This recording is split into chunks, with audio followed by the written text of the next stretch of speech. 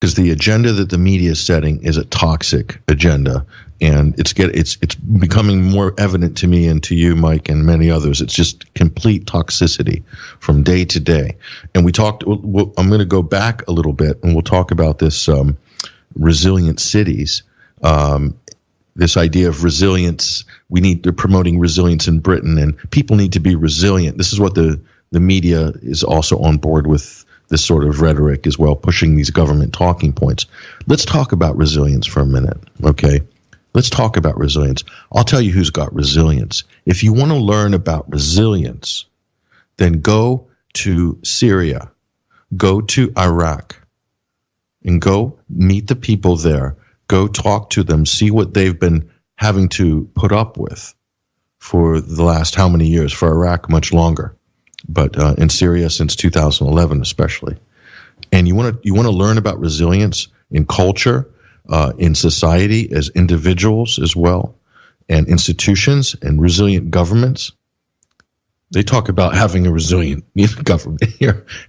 Everyone falls to pieces if someone drives their car on a bit of pavement and runs around with a kitchen knife, and all of a sudden the whole city's on lockdown.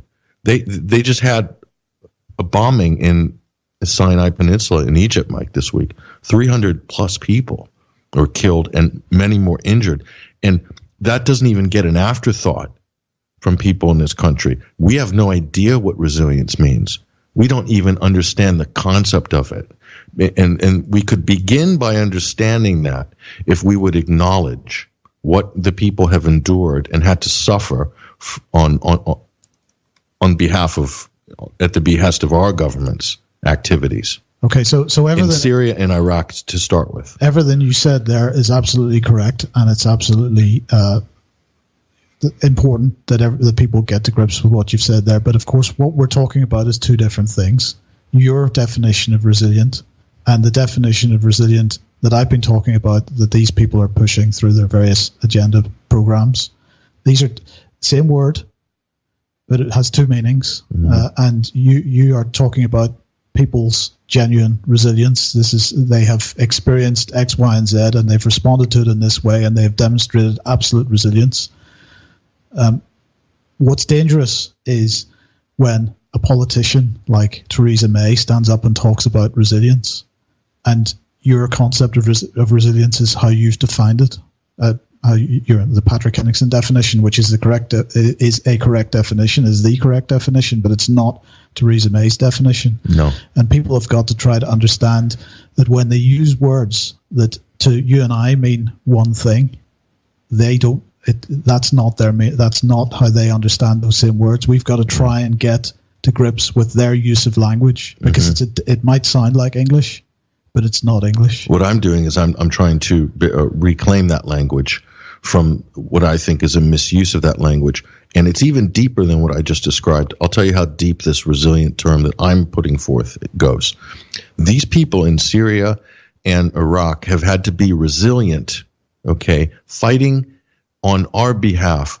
They have contained a problem that could have spread far beyond their borders. They've contained it and defeated it, and this week have defeated it in Syria.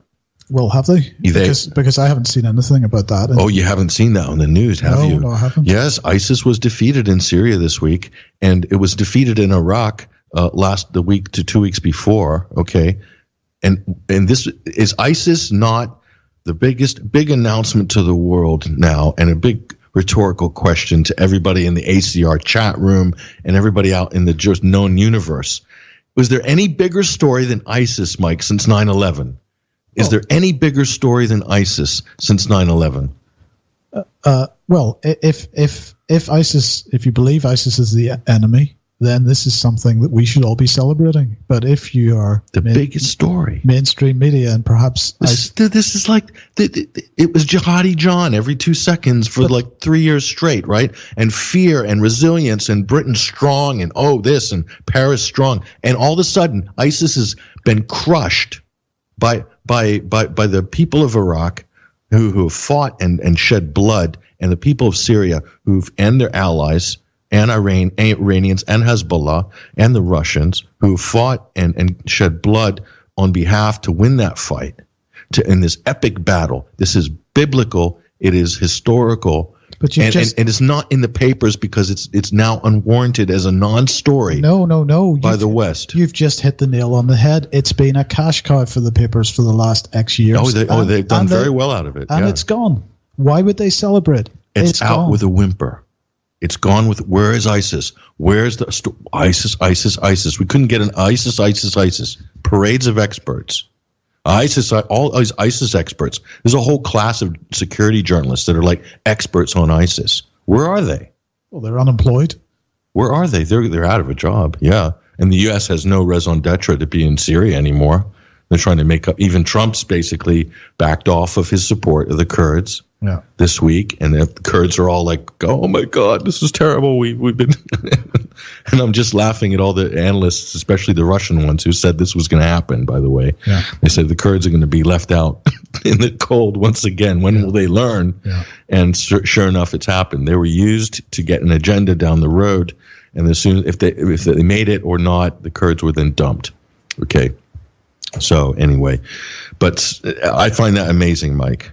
This is it's a great story. It's a great story for the people of Iraq. It's a great achievement. It's hard fought, and boy, have they paid a price for it. Yeah. And for the people of Syria as well. And also they've done that for the people of Europe. They've done us a favor. And by the way, they've done that knowing that ISIS has received support financially, weapons-wise, from NATO member states, from Saudi Arabia, from the Gulf states. They know all this. They're not stupid. They totally know every aspect of this, Mike, in those countries. They can't afford to be totally ignorant about it like we can afford to be in the West, in Europe. So they're not playing this sort of illusion in the media that ISIS is this kind of grassroots Islamic phenomenon that just sprung out of the sands of the desert, and they're some ideological terrorist force, right? They know it's a foreign-backed effort, and so why are we not congratulating them, Mike, for winning the war? Because we didn't win it? Because we flew around and did some air sorties, and by the way, the United States, the Iraqi government got billed for every single air sorties that the United States flew in the fight against ISIS. They paid for it, by the way. Wasn't a charity. A lot of people don't know that. Well, I didn't know that. I didn't know that until I heard that when I was in Baghdad. Wow. Yeah, and I'm absolutely factual. That's not a conspiracy. That's true. That's kind of a big, kind of interesting major point. It's disgusting, Patrick. It sort of puts things in perspective, isn't it? So we put the West, Britain and the United States, we put our mercenaries into the country, and then we charge the country for dealing with the mercenaries that we put in the first place. What a business model. This is a good business model. Wow. This has got potential for a really good business model, very sustainable as well, if you think about it.